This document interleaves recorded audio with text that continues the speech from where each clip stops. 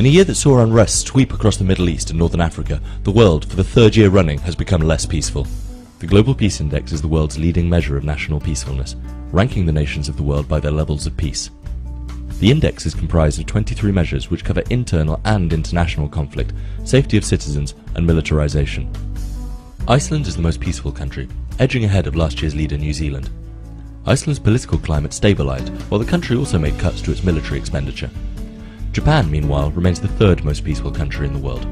Somalia, Iraq and the Sudan are the world's least peaceful nations. However, Iraq has moved from the bottom position for the first time in 5 years. Despite the ongoing war on terror, the potential for terrorist acts recorded the biggest increase of all the indicators, with 29 countries facing an increased threat of terrorism.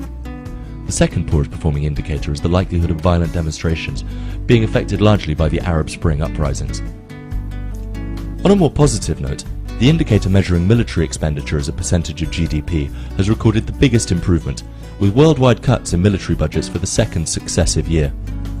These cuts were accompanied by improvements in relations with neighbouring states, which recorded the second highest improvement of all the indicators. The impact of events in the Middle East has been dramatic. Libya saw the largest drop in the history of the Global Peace Index, falling 83 places to 143rd in the rankings. Bahrain fell 51 spots, while Egypt slid by 24. For the fifth year, Western Europe is the most peaceful region, with 4 Nordic countries ranked in the top 10.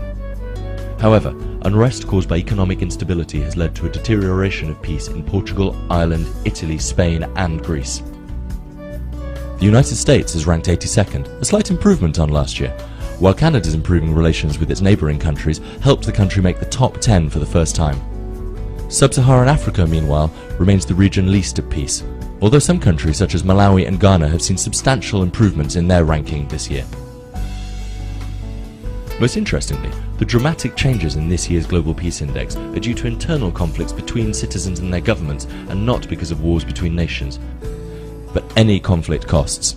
Our research shows that if the world had been 25% less violent in the past 5 years, the global economy would have benefited from an additional $9.4 trillion. That's more than enough to pay for investments to avoid the worst effects of climate change, to achieve the Millennium Development Goals, to eliminate the public debt of Greece, Portugal and Ireland, and to repair the damage from the 2011 Japanese earthquake and tsunami, with almost $2 trillion remaining.